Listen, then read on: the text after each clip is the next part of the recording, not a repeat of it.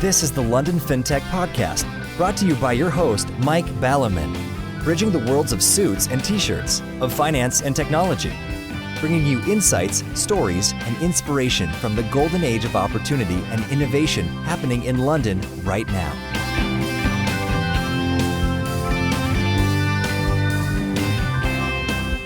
Hi, this is Mike Ballerman, and this is the London Fintech Podcast, episode 199, brought to you in association with Smart and the enlistedboard.com. And I'm delighted to be joined today by Jason Cozens, founder and CEO of Glint, to talk about an increasingly important topic in these increasingly insane times, namely gold.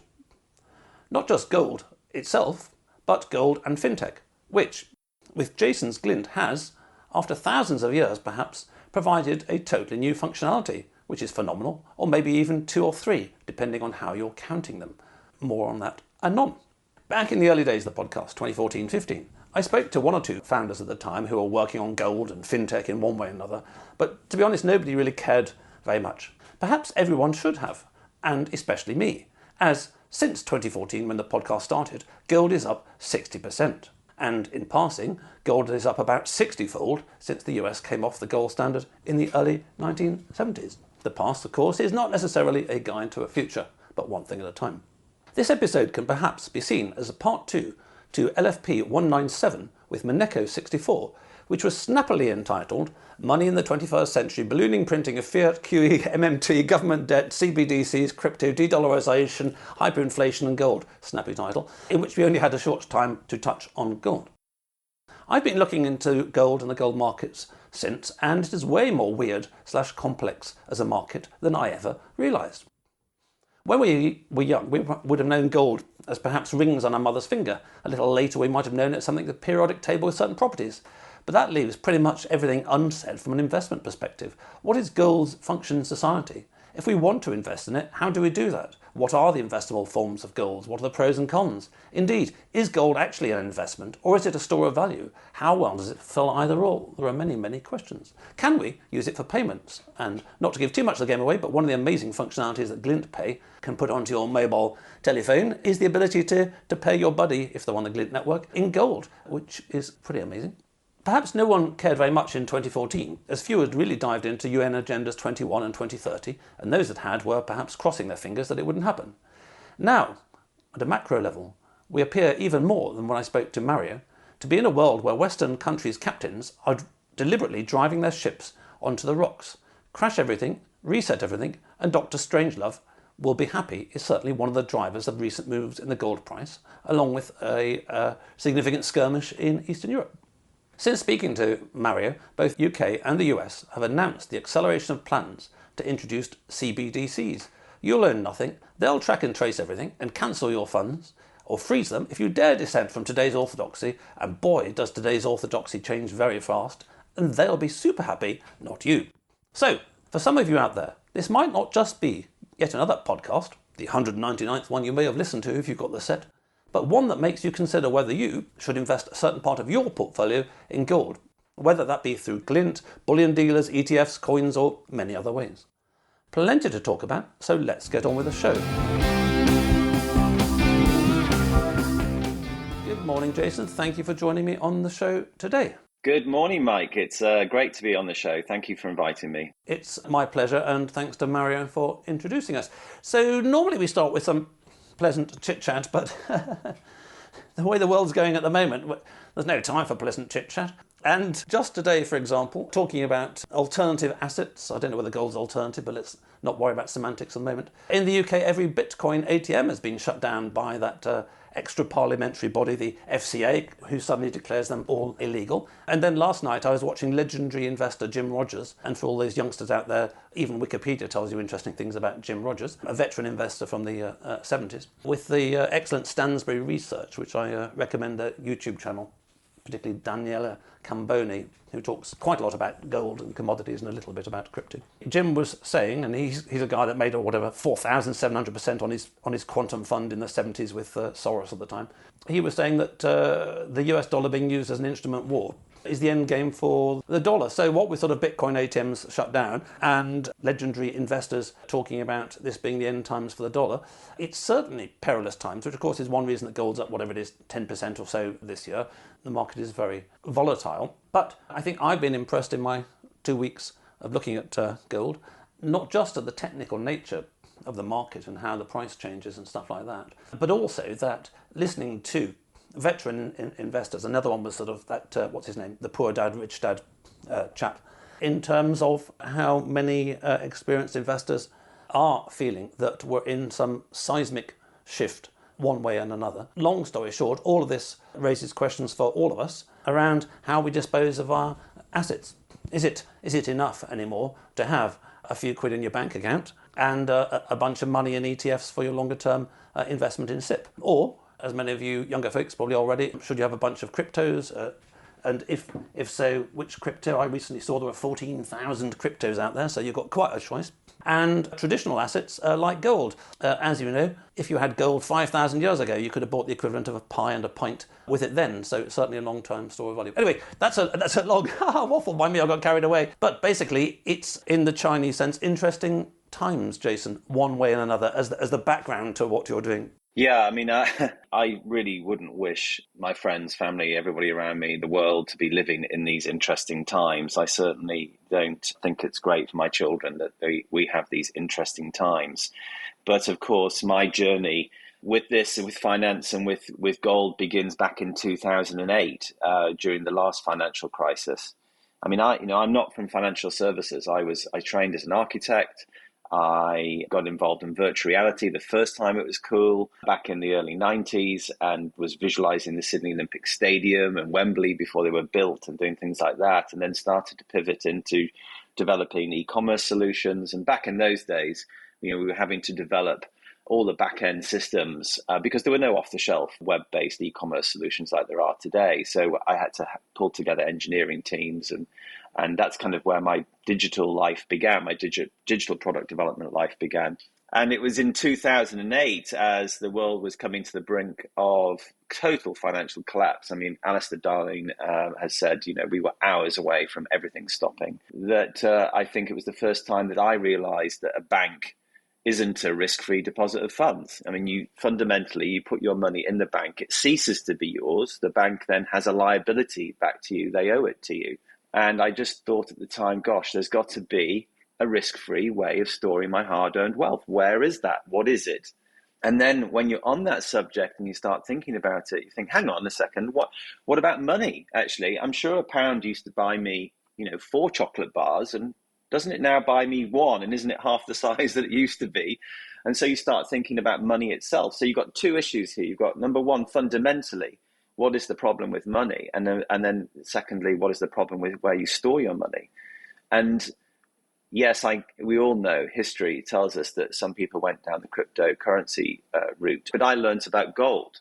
And I learned that gold had been money for thousands of years, still was used as money by central banks, had backed our money up until 1971 when Nixon came off the gold standard. But unfortunately, I couldn't use it to pay for anything. I mean, it's a great store of value, but since it stopped backing the US dollar, it couldn't be used as money. I couldn't use it to pop down to the local pub and buy myself a pint. And I just thought, well, there's got to be a way we can do that. That's got to be a better solution for us. Wow, that's pretty cool backstory. So when did Glint form? Well, I think really in 2008 was the time when I started, immediately thinking, how can we do this? It was a long journey, going from, digital advertising and e-commerce into learning about the payment system and, trying to understand about MasterCard and learning about e-money licenses and regulation and things like that, and how the back end system works in the financial system. I didn't know anything about that. And of course, when you have an idea and you want to do something about it, you start speaking to people. There's lots of barriers to entry. People don't want to necessarily tell you, give you information for free. So it took a long time for me to work out how to do it. But then as I did, I built a prototype, put all of my funds I had and any of the resources I had with my old agency into building the prototype. About 2014, and we incorporated the company Glint Limited in 2015. We then, of course, I had to attract, the first thing I did was try and attract a really good board of non-executive directors. And I think it's really important. I've always thought it's important, to get advice from people and have people working with you and helping you. I think it's great to be able to stand on the shoulders of giants. And of course, from looking to set up what effectively was a gold-based alternative to banking and to payments and money. And then also we needed to make sure that we had non-executives on the company of some significant weight to make sure that shareholder and clients' interests were looked after. So I was very, very lucky to meet a wonderful woman called Haruko Fukuda, who previously, she'd been, I think, one of the first female investment bankers in the city. She was the former CEO of the World Gold Council. And during her tenure, actually, she had fought Gordon Brown during that process where he sold a lot of Britain's gold. At the bottom, at a historical low. Well, not just at the bottom. I think he created the bottom. He pre-announced it, which drove the price down. Yeah, why would you do that? Why would you do that? Anyway, that's insanity. Let's now get into that sort of Blair doing Friends of the New Order. And indeed, I did see your board, and you've got some very prestigious people there. And there's a kind of sadness in listening to you, in that, in terms of my wearing my hat of waving the flag for the enlisted company board and my book about it, founders, a lot of founders go into one of two camps on a barbell. There's sort of experienced business people like you that, oh yes, of course I need really good Neds around me. And then there's a younger founder who says, what do I need? What do I need them for? So I'm either preaching to the choir or I'm preaching to the pagans, and there are very few who sort of seems to be in the middle. We actually launched to our customers in the end of 2018 in the UK, in Europe, and then in the US at the end towards the end of 2019. Great. Well, we'll come on to Glint Pay and what it does for you in a much more nuanced and much more accurate fashion when you can give it a bit later. But just very briefly, for the listeners that don't know at the moment, my little sketch on the whiteboard, which is probably completely wrong, it is effectively the same as having, as it were, Monzo or Revolut on your phone, only you don't store my cash, as it were, as cash in a bank. Let's gloss over all cash in a bank for the moment. But actually, you convert it into gold, into some sort of Swiss deposit, and it's connected to a MasterCard. So just like Monzo, I can go around tapping my MasterCard and all that kind of stuff, but actually there's gold behind it. That's a sort of very rough sketch, and I'm sure it's half wrong, but we'll come back to that. I just want to give people a feel for it. So I'm not sure really how much detail we can get into, but the thing there have been two things that surprised me, as I say, about gold, in terms of looking into it, which is that everybody seems to think it's something different, whereas when I was at school it was something on the periodic table, in terms of what role it plays in society. And then the second was the very technical nature of the market and the price moves. But let's start with what is gold, not in terms of periodic table and chemistry lessons, which fortunately for most of us are a long, long time ago, but as somebody who has now been looking at it for well over a decade, you will have seen that many people on YouTube or on blogs have got very different takes on what it is. It's an inflation hedge, some say, or it may or may not be. It's a store of value, some say. It's money, some say. It's the FT called it this week, the globalist newspaper. What do they fetish? The FT say. There's all sorts of takes on what it is, which is quite surprising to me, because I just started out by thinking gold was gold. But what's your position on this? Well, gold is many things, and it is different for different people. It is beautiful, for instance. I remember seeing in Japan for the first time a Buddhist singing bowl that was made out of solid gold, and it looked like it shone. It looks like, pure gold, 24 karat gold, looks like it emanates light. It's incredible. And I remember going into the vaults beneath Goldsmith Hall, and it was like an Aladdin's cave. It just looked like it was all just glowing. It's stunningly beautiful, and kings and queens and people throughout the millennia have used it to adorn themselves. It is the ultimate expression of beauty and wealth. But of course, that's not what I'm interested in.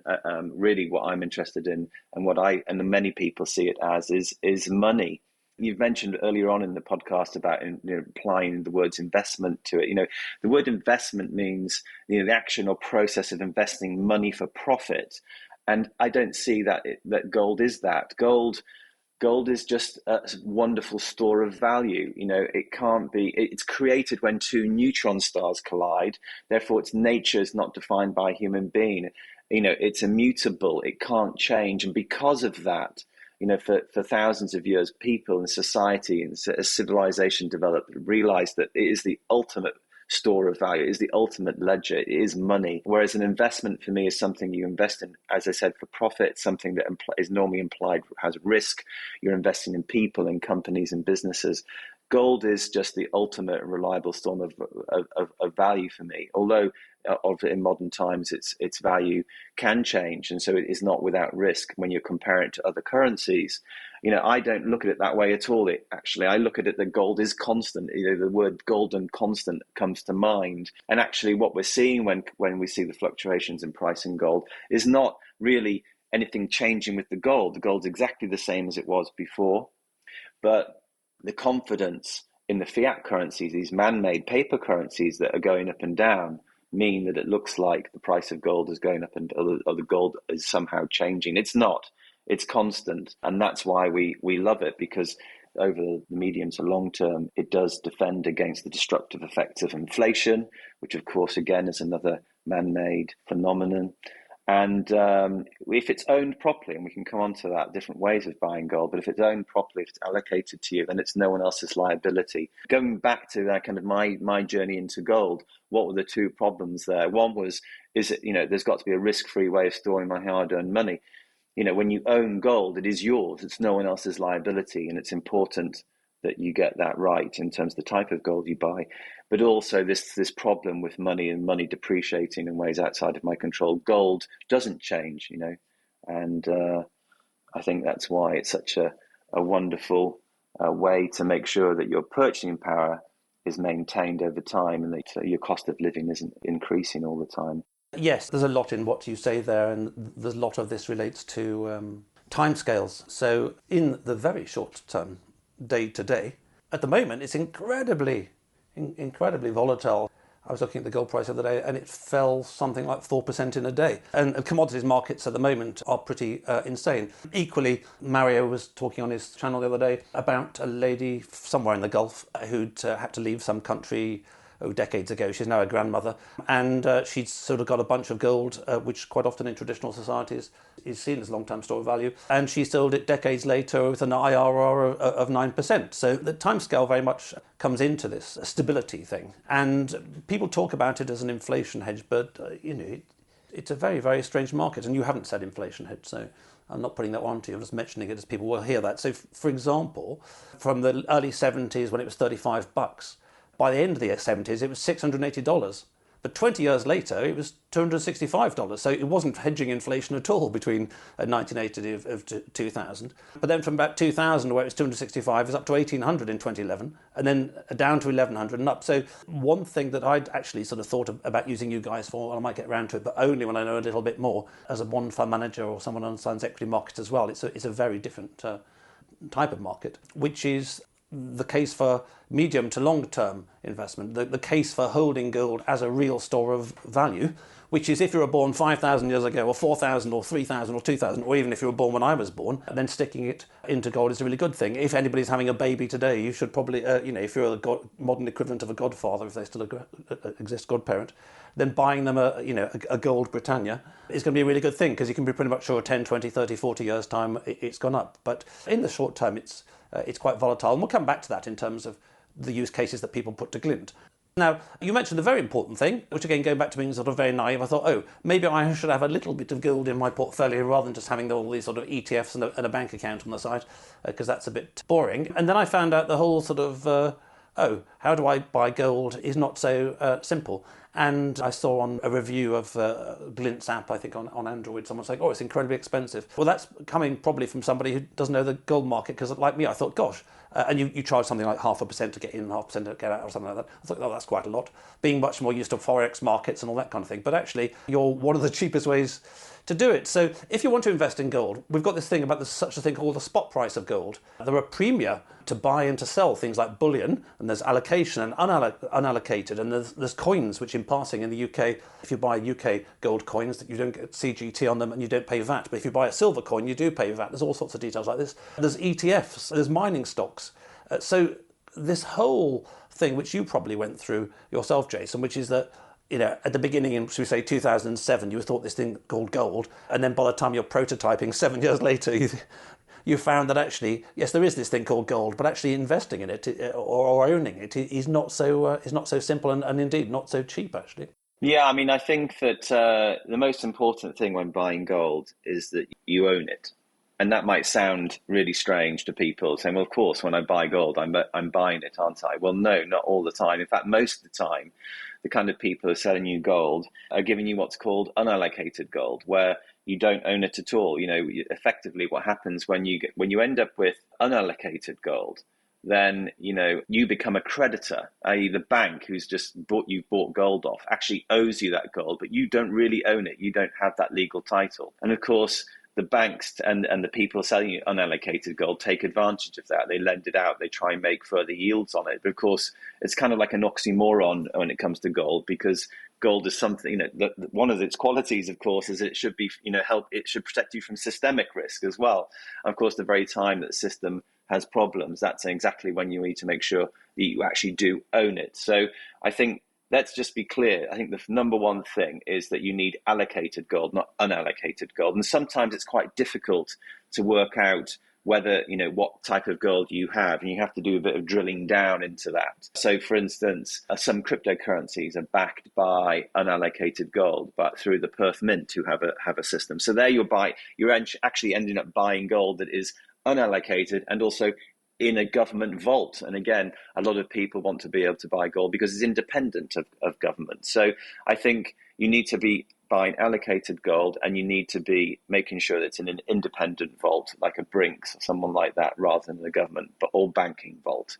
And of course, that's if you're buying it kind of online or wanting to store it because you don't want to get, robbed when you're at home or something like that. So just on the allocated, unallocated, maybe an appropriate metaphor to help people understand is that I mentioned Monzo and Revolut before. I've got my money with Monzo and Revolut, and I'll open the app and it says you've got 360 quid on your Monzo account or something. But I don't actually have 360 quid. Going back to where you started, I have a claim for £360. It's actually below the amount, so it's backed up by the financial compensation scheme, blah, blah, blah. So I'll get it. But as we saw with Landsbanki in 2008, I may have to take some time. So in a sense, you can correct me if I'm wrong, that's kind of unallocated money. The money I hold with a bank, and it's not like in this case they actually have all the money. There is a parallel with gold in that they've probably lent a lot of it out and a lot of it doesn't exist, but let's gloss over that last bit. Allocated money would be as if, for example, Monzo had safety deposit boxes and I went along to Monzo's safety deposit box, I unlocked it with them, with our two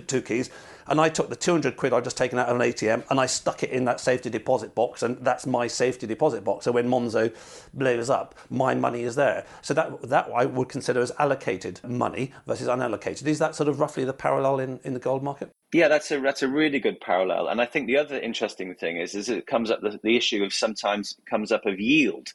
People say, well, but gold doesn't give you a yield. If you put your money in the bank, it gives you a yield sometimes. Well, not much these days, the interest rate's so low. But I say, hang on a second. The only reason you're getting a yield on your money is because it is unallocated, you don't own it, and they're putting it at risk and lending it out for profit. And of course, they can give you some of that back in the form of an interest rate. But again, if you took your cash and put it in that safety deposit box or stuck it under the mattress, it'd be creating no yield. So the yield argument for me doesn't work at all. But you're absolutely right. And it's a great analogy to give. Okay, so and just in terms of allocated, taking a bit further, I mean, actually there's a third thing which is curious about the precious metal investment community based on watching too many YouTubes. I think this applies more to sort of silver for reasons we'll come into, which is there's a whole different sort of sub-tribes as there are on the internet. One day you're interested in something new and you stumble across really weird stuff that you never thought would imagine. And let's just take sort of silver. One reason that I think there's more on silver is that if you want to buy an ounce of silver, that's about $25. So, even if you started work yesterday, you could buy one silver coin a month or one a year.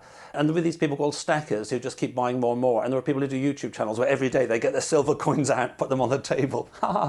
And so you've got your prepper community, which is that people want to buy stuff which, once the bomb goes off and the CBDC comes and Schwab rules us all and all that kind of stuff, and you're totally off grid in about every way as you can possibly be, then if I've got a silver coin, I can still buy myself a pie and a pint because someone will quite like to take that sort of silver coin, even if CBDCs have become compulsory, cryptos have been abolished and all that kind of stuff. So you've got your preppery people, and then you've got your kind of hoardery type people who are like Gollum. They like sitting on piles of coins. And one of the things about this I'm talking about before is that the allocated principle would be, so for example, you can go and buy gold online and they will send it to your house. Gold is far more valuable than silver. So in terms of sticking it under the bed, you might stick sort of one silver coin under the bed because that's sort of $30 and you're unlikely to be burgled for $30. And when the bomb goes off, at least you can get a pie and a pint with your one coin. But if you've got it at home, you're obviously running a risk of it being stolen. And in terms of the preppers and the paranoid, they said, well, actually, even if you've got a safe at home and you think it's, buried 16 feet under the ground and all that kind of stuff, if some hackers ever break into the place that sort of where you bought it from, they'll find out you've got sort of $1 million worth of gold at home and come around with sledgehammers and suggest you open the safe and all that kind of thing. So I'm really just sort of saying there is that the extreme version of allocated is you have it in your hands. And some of the more preppery people say if you don't hold it, you don't own it. Yes. But if you hold it and you've got, 10, 20, 30 grand of it, well, you've got a risk that someone's going to come and nick it. And it's very hard to get insurance at home for that kind of stuff, even with a safe. So then in terms of the allocated stuff and going back to sort of safe deposit boxes at banks, the allocated stuff, which leads into one of the things that you're doing, is that you can have your gold stored for you in vaults in London or in Switzerland, ideally perhaps not with bank vaults. I think there was a difference, but I'm not quite sure of that one. And these vaults, sometimes you're actually allowed to go and see your gold, or you actually can collect it or take it out, and there's a small storage fee about that. So where does storage come into? If you've got 10 quid in, if you've got $30 in a silver coin, it doesn't matter. You can stick it in your pocket. But if people put more money into these assets, then storage, security of storage and insured storage becomes really important. Because, for example, someone may actually do a bank job, or not a bank job, a gold vault job, and nick gold from a vault in London. So let's look at that spectrum then. As you say, the ultimate allocation is that you have it in your hands, and I recommend that everybody has some gold on them or in their home. I actually carry a little gold coin around with me a lot of the time, and just to kind of just have that.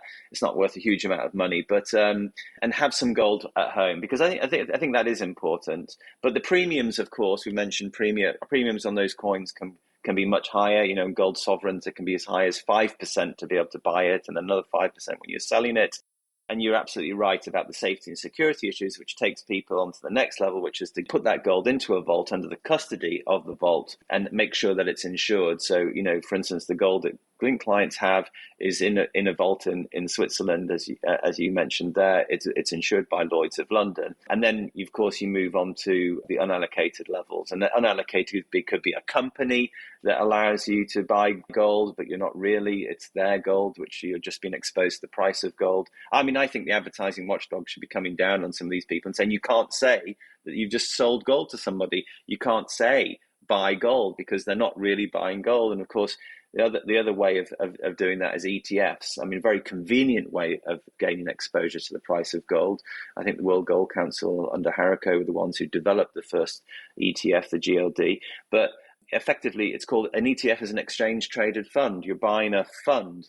You're buying shares in a fund that's supposed to have gold in the fund, but may not have all the gold that backs the amount of money that's in the fund. It's a share that you're buying. So really what I'm saying is that there should be no token, there should be no company, there should be no fund, there should be no bank, anything that sits between you and your legal ownership of that gold, whether it's something you store in a vault, an insured vault, reputable one, or whether it's gold that you have at home. Yes, and we don't have time to go into the ETFs. I've looked a little bit for myself, and whilst some of them do hold physical, or say they hold physical, there is the question of them lending it out and then not being able to get it back. And many ETFs actually use futures to replicate the performance. And again, we don't have time to go into this one this week, but there's been part of the catastrophic fall of civilization is the LME this week. Nickel price quadrupled in a couple of days. It doubled in one day. And astonishingly enough, the LME, one of the ancient institutions of the city, not only did they stop trading, which happens on markets, they cancelled trades that had previously been placed. That's cancelling contracts. It's absolutely insane. So let's not go down that rabbit hole, but there are plenty of reasons, if only as an insurance policy, as you say, to have a small part of your portfolio in precious metals at home, to have a small part of your portfolio perhaps in bullion dealers, small part with yourself, and maybe some in ETFs, as long as you've worked out the risk in the ETF. In my case, in my ISA, I bought a little a bit of silver ETF, if only because I don't want to pay 20% buying silver and VAT, so-called value-added tax, where there's no value added. Now, we mentioned premia. So the spot price is very complicated in gold. It's, from what I read this morning, just rechecking about it, it's based on the futures, which is odd because futures are normally based on spot prices. But let's not get into that. Anyway, spot price, if you just do spot price of gold, it will give you a number. Now, the one thing you know about that number is that ain't going to be the price you pay, as you mentioned about the premium. So there's a premium to buy gold in various formats, and there's a discount when you sell it. Why? Because, for example, if you buy a gold coin, it has to be minted in this, if you buy the Britannia, it has to be minted by the mint. It has to be transported somewhere else. It has to be, saved. It has to be marketed. There's a whole value chain that needs paying. And I looked up this morning some of the premiums. So just giving people an example, the 1 ounce Britannia coin is about 1,500 quid. You will pay 5.1% over spot to buy it. And when you sell it, you'll get 2% below spot. So the spread there is over 7%. So if you buy and sell it today, you'll lose 7% of your money. Oh dear. So that gives you some idea that traditional gold investments are definitely for the long term. You ain't going to trade the gold by buying and selling coins because the spread is a mile wide. A 100-gram gold bar, which is about sort of $5,000, which is in the middle of the range. You can get small ones. It's got a similar one, a 5% premium this morning and a 2.5% discount. So we've spoken quite a bit about the various ways of buying gold. The important point we've mentioned is the allocated thing, which is it is really, really yours, especially if you're buying it, which is kind of my use case at the moment when I bought some gold, as an insurance policy. If things totally fuck up, or when I get run over by a bus age 99, my kids will be quite happy to get a couple of sort of gold bars, because it will definitely be worth more when I'm 99 than it will be now, and all sorts of chaos going to happen in the meantime. So there's also the insurance-y policy part of it. But let's move on to Glint. So I sort of gave a very brief sketch before of what you do, but maybe you can explain it more precisely in terms of what the thinking behind Glint is, and if a listener downloads Glint today, what they actually get and what happens to their money. Yeah, sure. So Glint is the first company in the world to enable gold as everyday money, as you've kind of pointed out earlier on. And we do that through our app and our MasterCard. But it is a multi-currency account. So we have pounds, euros, and dollar wallets as well as the gold. So you can store value in different wallets and you can exchange between them. You can select which wallet is linked to your card. So we're offering people choice as well. So we've talked about volatility and things like that. But actually the mean variation in the volatility of gold over time, generally speaking, on a monthly basis, isn't that high.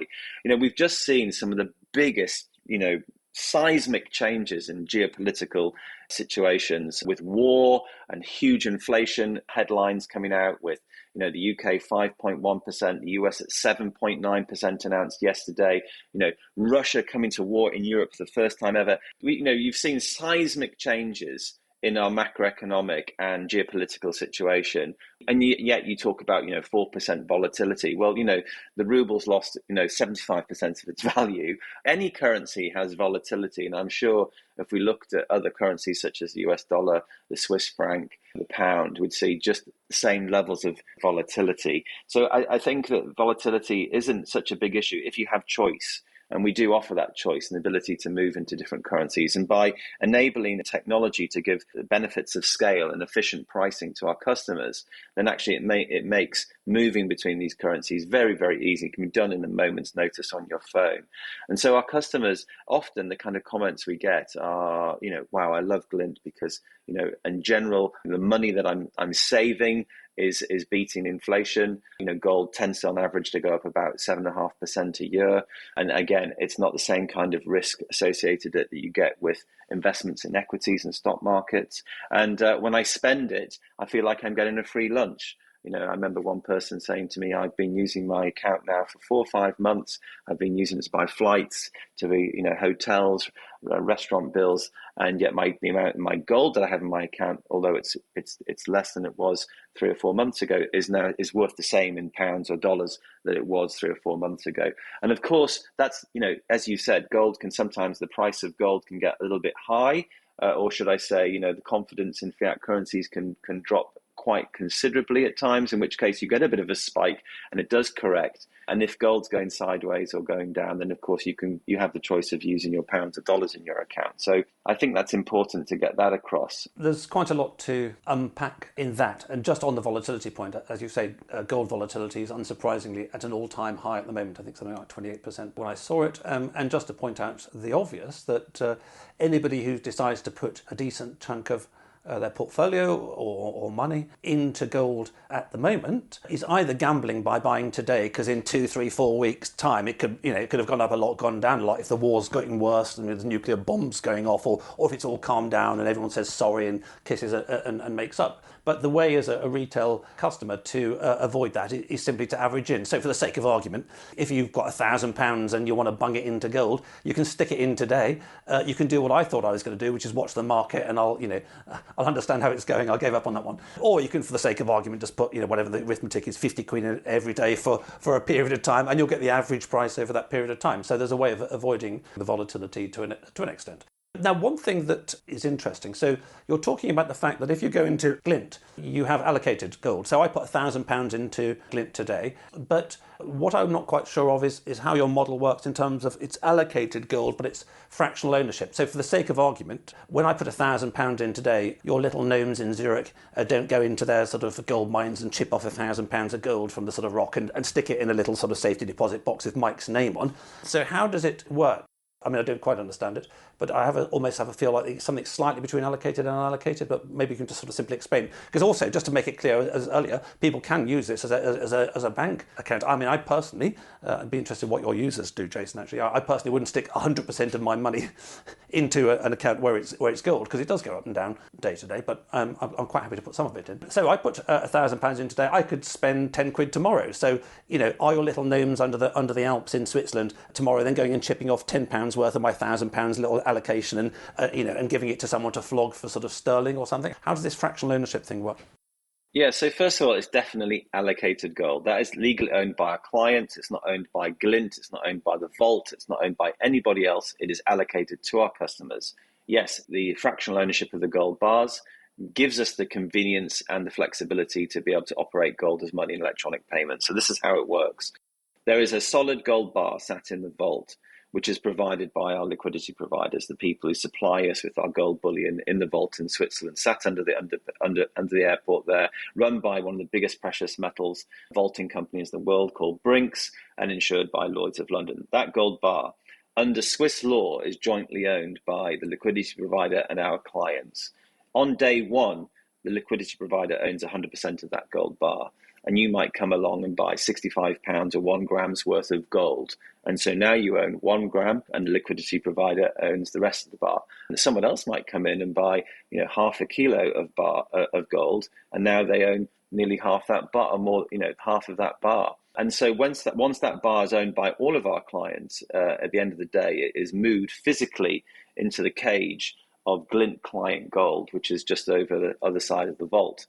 And so you have a growing amount of gold in the Glint client cage, which is only owned by our Glint clients. It's not owned by anybody else. It's allocated to them. It cannot be lent out. We can't do anything with it except under our clients' instructions to buy or sell or transfer the ownership to somebody else. Now, what happens is when you choose to link your card to gold rather than pounds or dollars or euros, and you make a transaction at the merchant, then a signal comes from the merchant when they swipe that card. It goes to MasterCard from the merchant. It comes to Glint's platform, and the Glint's platform says, does the client have enough gold at the current price? And I'm talking about the millisecond pricing that we get streamed from the marketplace.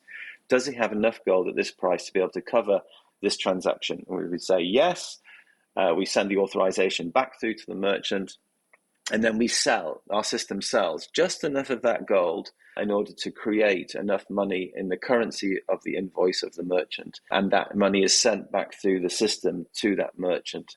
And that gold is either sold to one of our other customers buying at the same time, or a kind of netting off process, or it's sold back to our liquidity provider. Excellent, very clear. So there's a number of questions, and we could talk for quite some time, and you've got a very large FAQ on your website, which people can check out if they're interested in some of the details. But roughly speaking, how much value in terms of money worth of gold in Glint at the moment? We're heading towards about $100 million worth of gold in our platform at the moment, which is nearly 2 tons of gold. I'm reliably told that a ton of gold is the same weight as a baby humpback whale. Wow, that's quite impressive. Well, if you're extremely wealthy, I guess I was about to say, if you're a Russian oligarch, they probably can't afford it anymore, but you could actually buy your own golden humpback whale statue for your mansion. So that's super interesting. I mean, the one thing we haven't had much time to talk about, which I was very fascinated by, I don't think I was going to give just a quick brief on this, which is that not just are you connected to sort of MasterCard, which of course is the conventional sort of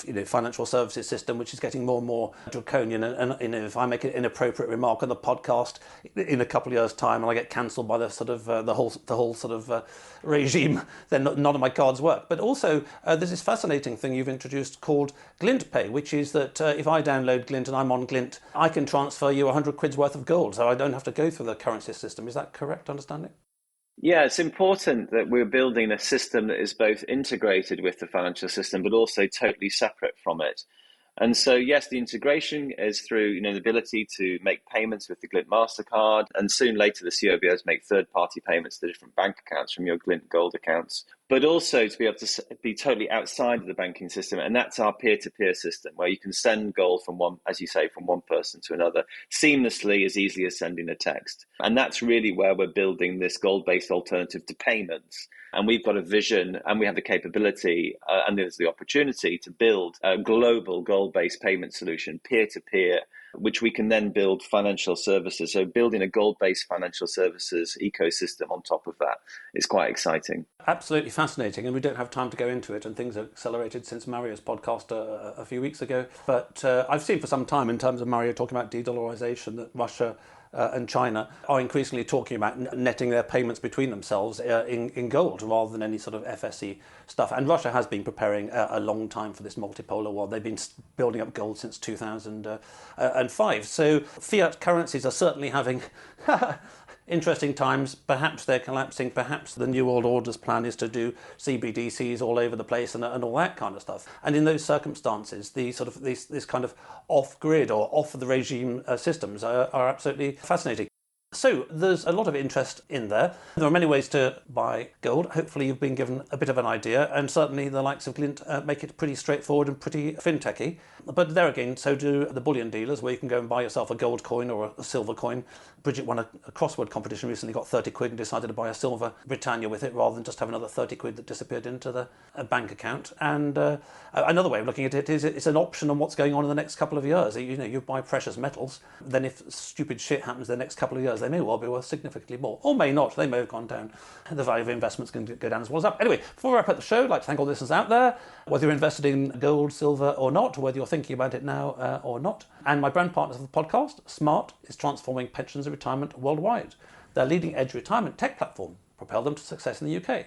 Now they're operating on 4 continents and working with partners like Zurich and JP Morgan.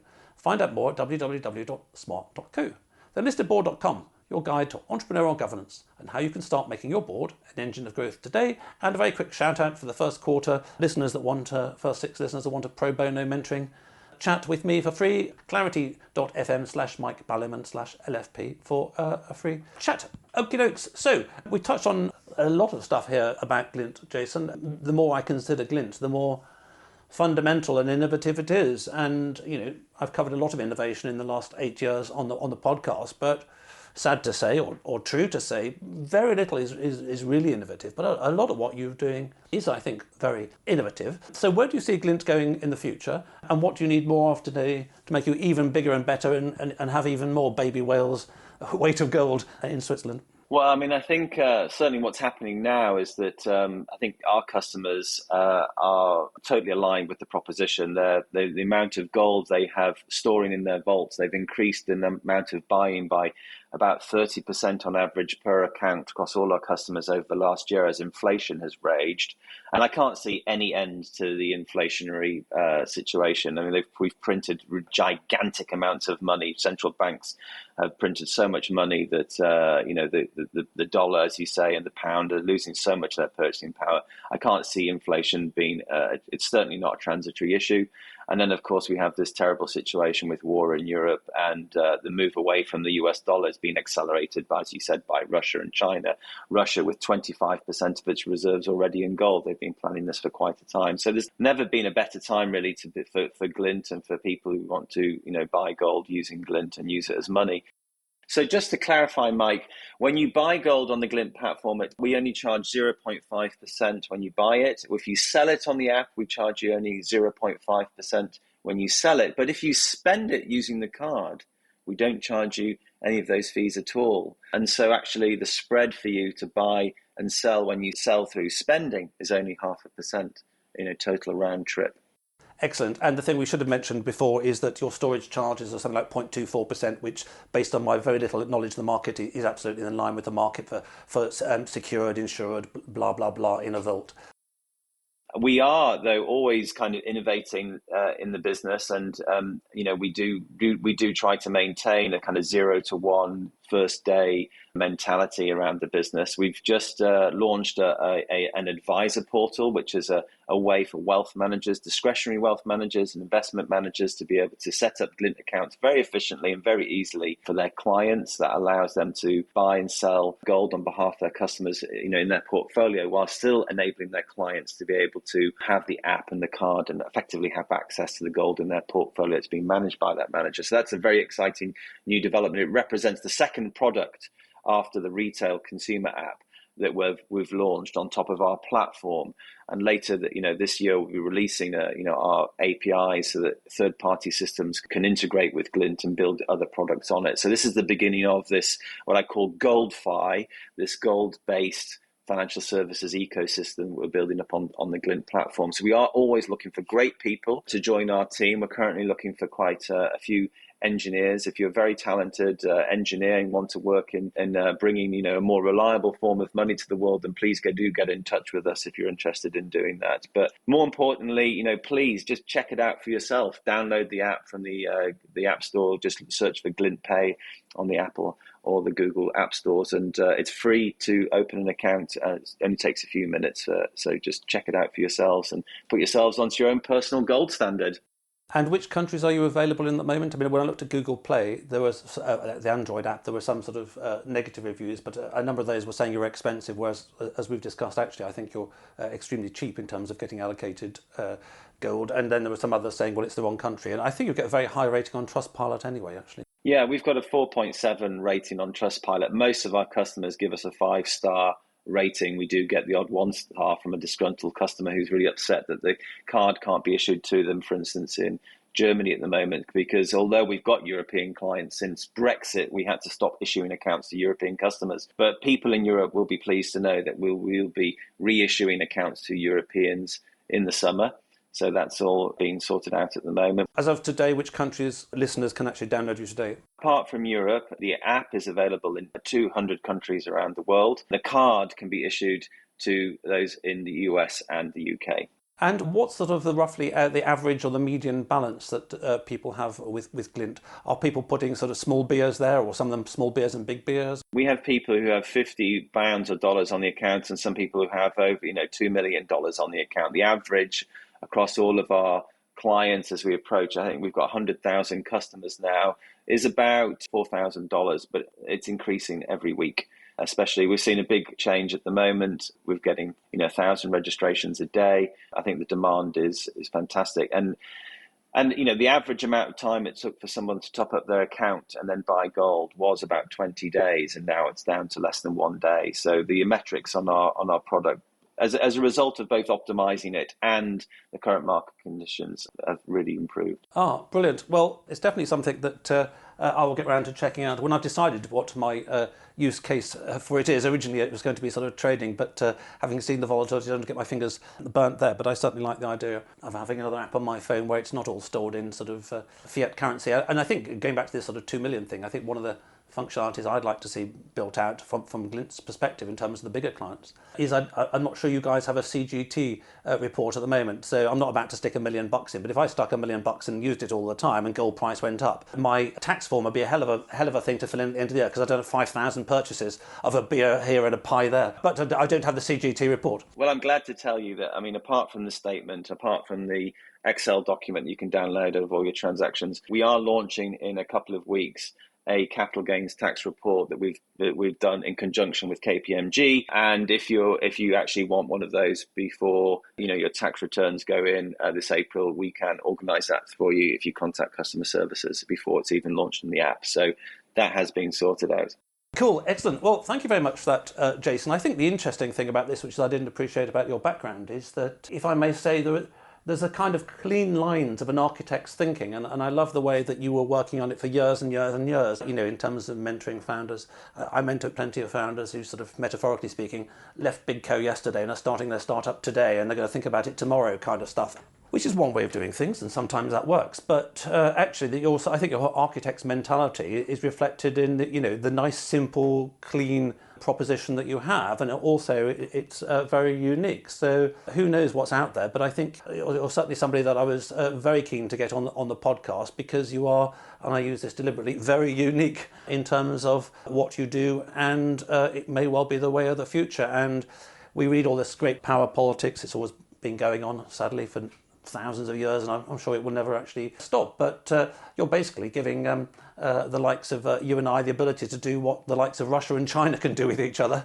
but which is very hard for us to do. If I buy a piece of bullion today and I send it in the post to you, I've got to insure it. It's a right pain in the derriere. So going back to where I started, which is that Glint Pay have added some extremely unique functionality to gold, which ain't easy after thousands of years. It's perhaps the oldest market going in the world. But by the looks of it, you've very much done that, Jason, which is super impressive. And I wish you and Glint Pay every success in the future. Thank you very much, Mike. Thanks for listening. If you're in need of a non-executive or advisory director with deep expertise, experience and contacts in the worlds of both traditional FS and Fintech, or unique insight into how to make your board an engine of growth today, contact me at mike@mikeballiman.com. If you just need one-off advice in these areas, via clarity.fm/mikeballiman.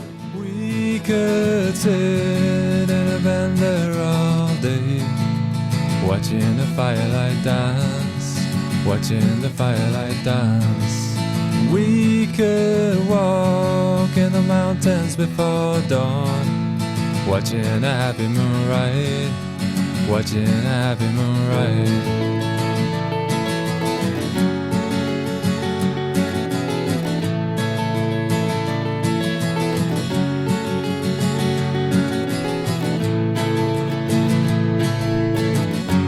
Come away from the city, with the tarmac so dead and the people so sad.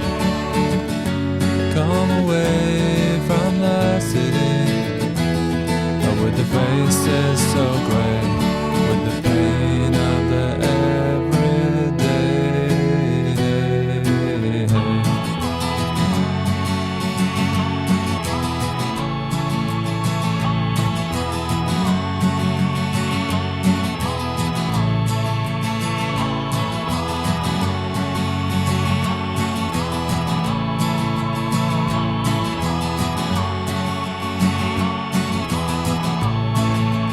We are wild like the mountains and the trees. Can you see what I mean? Can you see what I mean? We fit in between the earth and the sky. Kiss the city goodbye, wave the city goodbye, wave the city goodbye. The city goodbye. Watch the firelight dance with me. Watch the firelight dance with me. Watch the firelight dance with me. Watch the firelight dance with me. Watch the firelight dance with me. Watch the firelight dance with me. Watch the firelight dance with me. Watch the firelight dance.